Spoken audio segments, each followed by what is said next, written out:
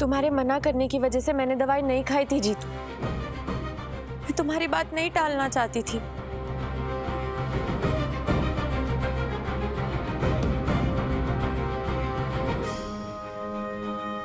तुम्हारे लिए कुछ भी बाबू।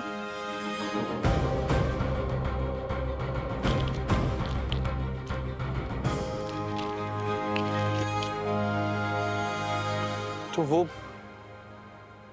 ऐसा क्यों हुआ तुम्हारे साथ? ऐसा हुआ नहीं, किया गया था। हम यही तो आपको समझाने की कोशिश कर रहे हैं सनम। उस शीना मैडम में कुछ गड़बड़ है। अरे गड़बड़ तुम्हारे शक करने की आदत में है।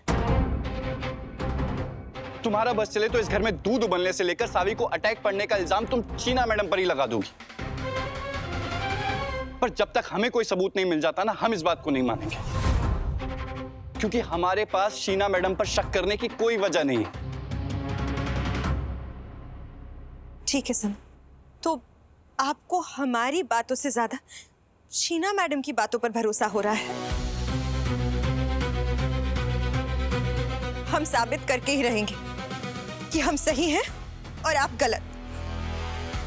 और किसी बात पे ना सही, लेकिन इस बात पे मैं लतिका के साथ हूँ। मुझे क्या हुआ था, मैंने जो किया वो क्यों किया, मुझे नहीं पता, लेकिन एक बात पक्की है कि उस शीना मैडम में कुछ तो गड़बड़ है। क्या है, क्यों है, ये मैं पता लगा कर रहूंगी और उसके खिलाफ सबूत भी ढूंढ कर रहूंगी। ठीक है, हम भी उस दिन का इंतजार करेंगे जब तुम दोनों को अपने घर पर पछतावा होगा।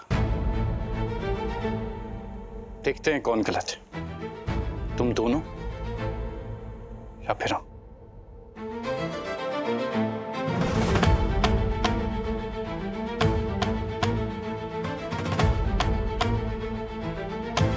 और हाँ, तुम लोगों को जो समझना है समझो, जो करना है करो, लेकिन तुम्हारे इस खेल की वजह से ना हमारी नौकरी नहीं हिलनी चाहिए। इतने सालों की मेहनत के बाद, द्विवेदी त्रिवेदी के जाने के बाद हमें ये मौका मिला अपना खुद का प्रोजेक्ट बनाने का, ब्रिज बनाने का। तुम लोगों की जासूसी की वजह से ना हमारा काम खराब नहीं होना चाहिए। और शीना मैडम को हम इस घर में मेहमान की तरह लेकर आए हैं। उनकी रिस्पेक्ट में कोई कमी नहीं आनी चाहिए। उनकी रिस्पेक्ट मतलब हमारी रिस्पेक्ट। सनम, आप समझ नहीं रहे हैं। हम जो कुछ भी कर रहे हैं, जो कुछ भी कह रहे हैं, ये सब कुछ आपकी और इस घर की भलाई के लिए है। सही कह रही हो, बल्कि अगर हमें पता चला कि ये सब सच में हमारा वहम है तो हम खुशी खुशी माफी मांग लेंगे। सनम, हमें बस इस बात का डर है कि अगर पिछली बार की तरह हम इस बार भी सही हो तो आपको यकीन दिलाने में कहीं देर ना हो जाए। पर कोई फायदा नहीं है, क्योंकि अभी तो तुम्हें ये बात समझ में आएगी ही नहीं।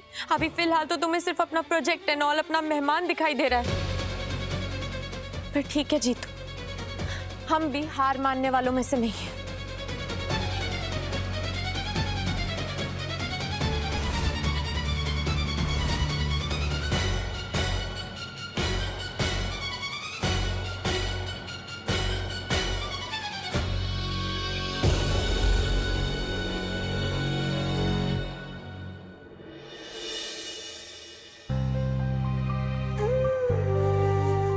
सॉरी बाबू, हमने थोड़ा ज्यादा भूल दिया। थोड़ा नहीं, बहुत ज्यादा बोल दिया बाबू। बाबू प्लीज सॉरी मत बोल। सॉरी बोलने से गलतियां ठीक नहीं हो जाती हैं। पहले कुछ भी बोल दो और दिल दुखा दो, उसके बाद सॉरी बाबू बोल दो। सॉरी बाबू बोलने से इस बार कुछ ठीक नहीं होगा।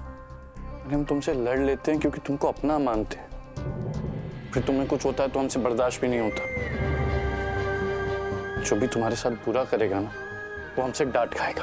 फिर वो बुरा करने वाली चाहे तुम खुद ही क्यों ना, माफ कर दो ना। नहीं करूंगी। पता है क्यों? क्योंकि सबसे ज्यादा दुख मुझे इस बात का हो रहा है कि तुम मुझसे ज्यादा वो शीना की साइड ले रहे हो। बात बात पे तुम्हारी जॉब, तुम्हारा काम, तुम्हारे ड्रीम्स, ब्रिज बनाने का सपना बीच में आ जाता है। लेकिन मेरा क्या? मेरे इमोशंस का क्या? मेरे ड्रीम्स का क्या? तुम्हें क्या लगता है तुम्हारा काम, तुम्हारे सपने, सब कुछ सिर्फ तुम्हारा है। मुझे तो कोई फर्क ही नहीं पड़ता उससे। मुझे तो चिंता ही नहीं है ना तुम्हारे काम की। अरे ऐसा नहीं है, हम जानते हैं कि तुम्हें हमारी फिक्र रहती है। जानते हो तो फिर ऐसा क्यों करते हो? मुझे दुश्मन बना के टीम्स एंड ऑल चेंज ही कर लेते हो तुम तो। तुम्हारी टीम में ना पहले सिर्फ मैं थी, तुम थे, अब शीना आ गई है, नौकरी आ गई है। अरे तुम तो कप्तान हो हमारी टीम की, तुम्हारे बिना कोई टीम ही नहीं है। और जिस तरह तुम शीना मैडम पे शक कर रही हो, हम पे शक कर रही हो, वो भी तो गलत है ना सावी। हमें कितना बुरा लगता है जब तुम हम पे शक करती हो। हमें ऐसा लगता है कि जैसे हमारी किसी बात पे तुमको भरोसा ही नहीं है। भरोसा है बाबू, तुम पे तो पूरा भरोसा है मुझे, पर उस शीना पे ना मुझे एक पैसे का भरोसा नहीं है। बस मुझ में ना अब एनर्जी नहीं है झगड़ा करने की। इससे बेटर है कि हम चुपचाप सो जाए। ठीक है, पर सोने से पहले हम एक बार फिर से कहना चाहते हैं, सॉरी। Good night.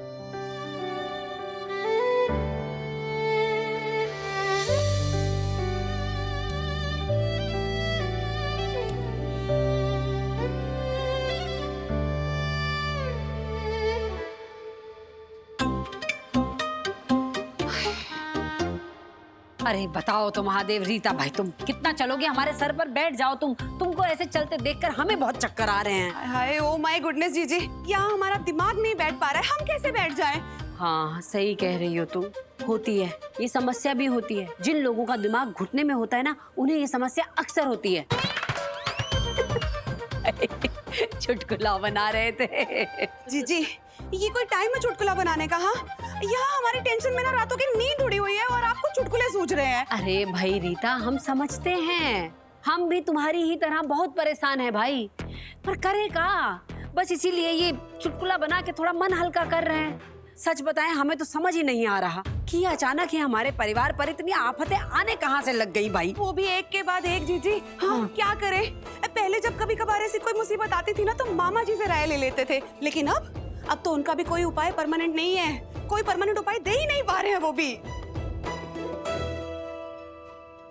रीता, हम क्या कह रहे हैं, क्यों ना एक बार फिर से मामा जी से मिल लें? मतलब कोई स्थायी ना सही, अस्थायी सही, पर कुछ उपाय तो बताएंगे वो, कुछ तो राहत मिलेगी। अरे भाई, हम तो थक गए हैं इन समस्याओं से जूझते जूझते। हम भी बहुत थक गए हैं। दवा भी रीता? हाँ। अरे दीदी, अरे भाई चलो अच्छा हुआ, दोनों जने हमको यहीं पर ही मिल गई। बड़ी ना घबराहट सी हो रही है, पता नहीं जैसे सुकून सा नहीं मिल रहा है। हम क्या बैठ जाएं आप लोगों के साथ थोड़ी देर? हाँ हाँ, आइए ना दीदी, बैठिए बैठिए, आइए। अच्छा बिल्कुल नहीं लग रहा है, पता नहीं कैसे मन घबरा रहा है। ओ माय गुडनेस दीदी, आप इतनी परेशान क्यों दिख रही हैं? क्या हुआ दीदी? पर टेंशन हो रही है ना हमको जीतू की। जीतू बच्चा है अपना, समझ में नहीं आ रहा है किसकी नजर लग गई अपने घर।